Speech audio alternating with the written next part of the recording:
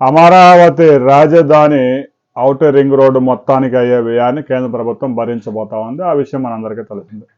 187 కిలోమీటర్ల 140 మీటర్ల వెడల్పుతో 121 గ్రామాల మీదుగా 5 జిల్లాలను కవర్ చేసే విధంగా 25,000 కోట్ల రూపాయల వ్యయంతో పనులు ప్రారంభించబోతా ఉన్నారు. కేవలం భూసేకరణలో 50% కేంద్ర ప్రభుత్వం, మరో 50% రాష్ట్ర ప్రభుత్వం. భూసేకరణకే ఒక 4,000 కోట్ల అవి ఖర్చు అయ్యే అవకాశం ఉంది. అందులో కేంద్రం ఒక 2,000 కోట్లు, రాష్ట్ర ప్రభుత్వం మరో 2,000 కోట్లు ఖర్చు చేయబోతా ఉంది. ఆ పనులు ఒక్కసారి కనుక పట్టాలెక్కితే 3 సంవత్సరాల్లో ఆ పనులు పూర్తయ్యే అవకాశం ఉంది. కృష్ణానదిపై 2 చోట్ల అతిపెద్ద బ్రిడ్జిలు కూడా రాబోతా ఉన్నాయి, 6 లైన్స్ బ్రిడ్జిలు. ఔటర్ రింగ్ రోడ్డు గురించి అయితే మొత్తం మనకు అప్డేట్ అయితే ఉంది. కానీ అమరావతి ఇన్నర్ రింగ్ రోడ్డు ఏమైంది, దాని గురించి ఎక్కడా చర్చ రావడం లేదు. అసలు ఉందా, ఎత్తేసారా అంటూ చాలామంది కామెంట్లు చేస్తూ ఉన్నారు. అమరావతి ఔటర్ రింగ్ రోడ్డు మొత్తం కేంద్ర ప్రభుత్వానికి అప్పచెప్పబోతా ఉన్నారు.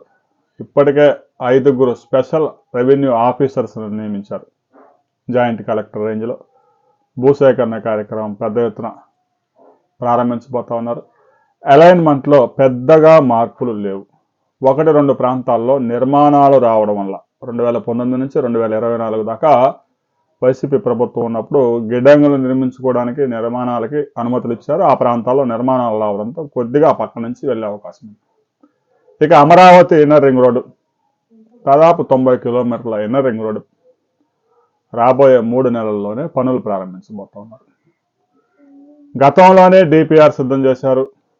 అయితే డిపిఆర్ అయితే సిద్ధం చేశారు, అలైన్మెంట్ అంతా సిద్ధంగా ఉంది. కానీ 2018లో తయారు చేసిన డిపిఆర్ 2025 వచ్చింది. పనులు ప్రారంభించేసరికి 26 అవుతుంది కాబట్టి ఖర్చులు పెరిగే అవకాశం ఉంది.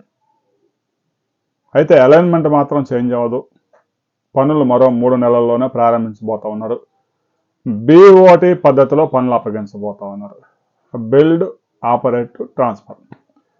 ఎవరైతే నిర్మిస్తారో వారే మొత్తం బ్యాంకుల నుంచి రుణాలు తీసుకొని ఆ రోడ్డును నిర్మించాల్సి ఉంటుంది.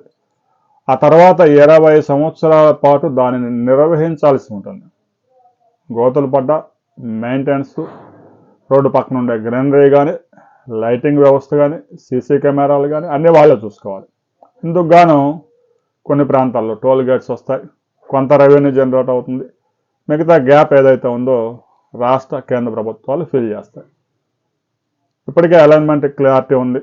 విజయవాడ వెస్ట్ బైపాస్ వచ్చినా కూడా అమరావతి ఇన్నర్ రింగ్ రోడ్డుకి ఎలాంటి ఆటంకాలు లేవు. కొంచెం 2-3 ప్రాంతాల్లో కొద్దిగా ఇన్నర్ రింగ్ రోడ్లో కొంచెం మార్పులు జరిగే అవకాశాలు అయితే కనిపిస్తూ ఉన్నాయి. భూసేకరణ ప్రక్రియ కూడా నోటిఫికేషన్ విడుదల చేయడానికి రాష్ట్ర ప్రభుత్వం సిద్ధమవుతా ఉంది. మరో 3 నెలల్లోనే ఇన్నర్ రింగ్ రోడ్డు పనులు కూడా దానికి సంబంధించిన భూసేకరణ పెద్ద ఎత్తున జరగబోతా ఉంది. ఇక inner ring road, outer ring road పనులు కనుక ఒకసారి ప్రారంభమవుతే ఈ ప్రాంతంలో కృష్ణా, ఉమ్మడి గుంటూరు 2 జిల్లాల్లో పెద్ద ఎత్తున ఎకనామిక్ యాక్టివిటీస్ కూడా పెరిగే అవకాశం ఉంది. అమరావతి రాజధానికి గుండెకాయ లాంటి ఈ inner ring road, outer ring road సాధ్యమైనంత త్వరగా ప్రారంభిస్తే 2029లో ఎన్నికలకు ముందే ఆ పనులు పూర్తవడానికి అవకాశం ఉంటుంది. ఇప్పుడు కనుక లేట్ చేస్తే ఆ కార్యక్రమాలు 70%, 80%కి వెళ్ళే అవకాశం ఉంది ఆ పనులు.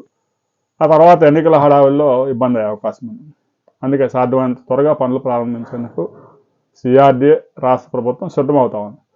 రాబోయే కొద్ది రోజుల్లోనే అమరావతి ఇన్నర్ రింగ్ రోడ్డుకు సంబంధించి మంత్రి నారాయణ ఒక ప్రకటన చేయబోతా ఉన్నారు. ప్రకటన వచ్చిన తర్వాత మరిన్ని వివరాలతో మరో వీడియోలో కలుసుకుందాం.